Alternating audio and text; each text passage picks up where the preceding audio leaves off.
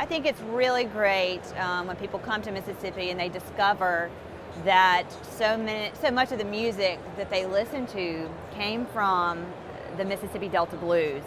You've got people like Led Zeppelin, Eric Clapton, some really great performers, the Beatles, the Rolling Stones, that really took to the Delta Blues and actually kind of repackaged it and brought it back to America, which I think is so interesting. So because of the Mississippi Blues Trail program that we have, there are 192 markers around the state.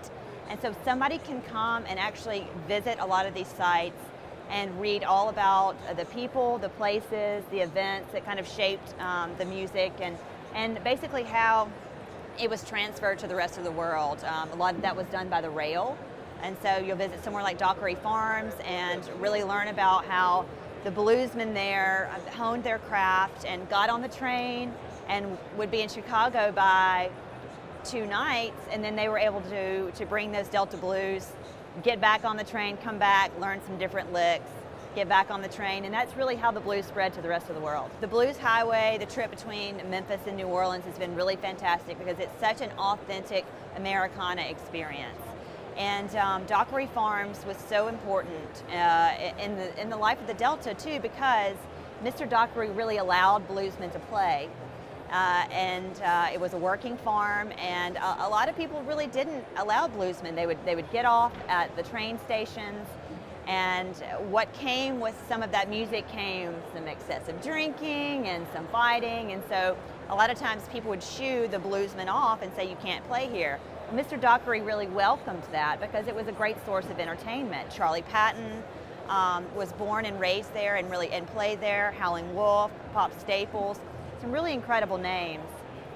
And so to see that influence that Dockery had, which is really just 5 miles outside of Cleveland, Mississippi, where I'm from, to transfer that to the new Grammy Museum, which is a 28,000 square foot, basically an interactive music experience.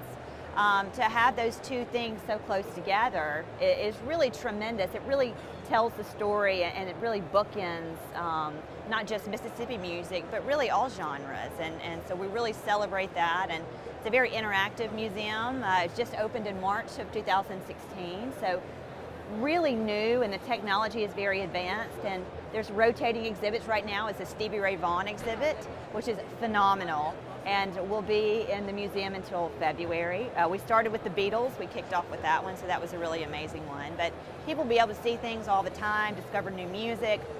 You can actually record a song with Kev Moe, the blues performer, and you can dance with Neo, and so it's a very well-rounded experience, and people are very surprised that it's right there in Cleveland, Mississippi.